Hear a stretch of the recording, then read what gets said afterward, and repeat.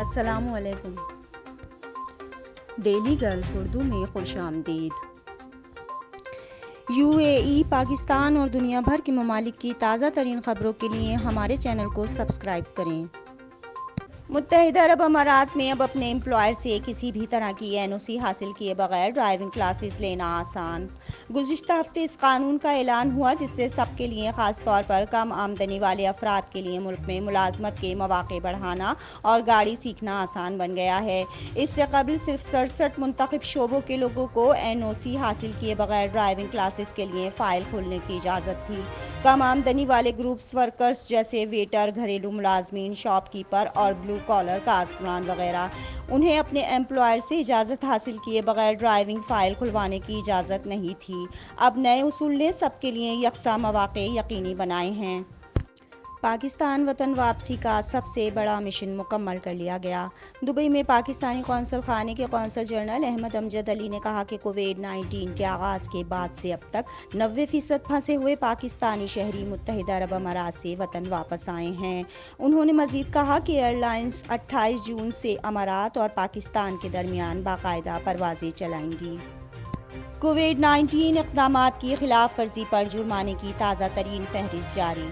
ایک اعلیٰ عہدیدار نے بتایا کہ گزشتہ ماہ اعلان کردہ کووڈ-19 احتیاطی اقدامات کی خلاف ورزی پر جرمانے کی تازہ ترین فہرست جاری کر دی گئی ہے، جو افراد، خاندانوں اور کمیونٹیز کے لیے ہے۔ یہ اس وقت عمل میں آیا جب حکام نے پابندیوں کے خاتمے کے بعد خلاف ورزیوں کی تعداد میں اضافہ دیکھا۔ متحدہ عرب امارات میں اجتماعات پر پابندی، خلاف ورزی پر جرمانے کا اعلان۔ حکام کے مطابق کووڈ-19 احتیاطی تدابیر کی خلاف ورزیوں میں اضافے کی وجہ سے امارات میں اجتماعات ممنوع قرار دیے گئے ہیں اور خلاف ورزی پر جرمانے کی سزا اور یہاں تک کہ قید کی سزا کا سامنا کرنا پڑے گا، بلکہ خلاف ورزی پر جرمانہ دگنا اور تیسری مرتبہ 6 ماہ جیل یا کم از کم 1 لاکھ جرمانہ ہو سکتا ہے۔ شارجہ پولیس ضرورت مند ورکرز کی مدد کرنے میں مصروف۔ پولیس کے سرکاری سوشل میڈیا اکاؤنٹس پر پولیس نے ایک ویڈیو شیئر کی جس میں امارات میں زیر تعمیر عمارت میں کام کرنے والے 280 ایشیائی ورکرز جو وہیں رہائش پذیر ہیں، پولیس ان ورکرز کو کھانا، پانی اور مناسب رہائش فراہم کر رہی ہے۔ شارجہ پولیس کے کمانڈر ان چیف الشمسی نے کہا کہ پولیس ہمیشہ معاشرے کے تمام طبقوں کے ضرورت مند لوگوں کی مدد کرے گی۔ متحدہ عرب امارات میں کرونا لاحق ہونے کی شرح 1% سے بھی کم۔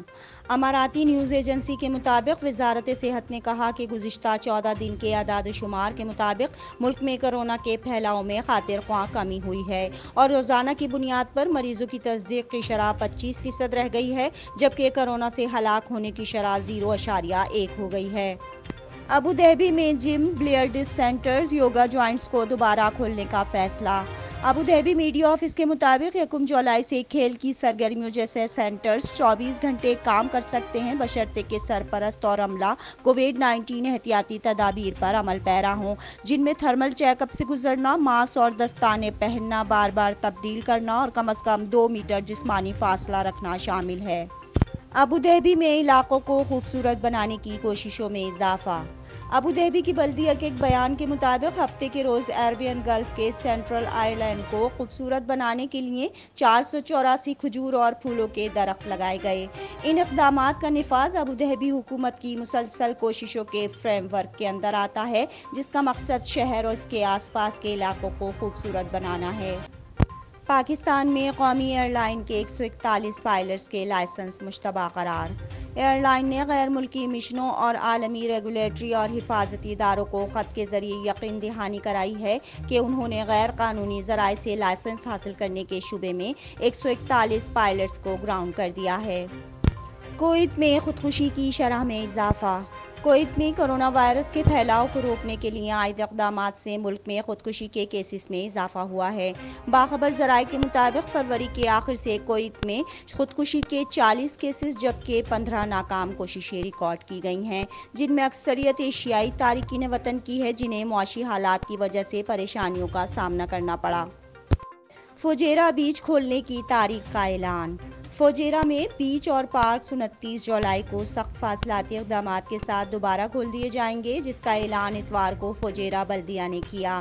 ہفتے کو میڈیا بریفنگ میں emergency crisis and disaster management کے چیف آف مملکت سلیم الزانی نے کہا کہ قواعد کی خلاف ورزی کرنے والوں کو جرمانہ ادا کرنا ہوگا۔ اب تک کے لیے اتنا ہی، اگلے بلیٹن تک کے لیے خدا حافظ۔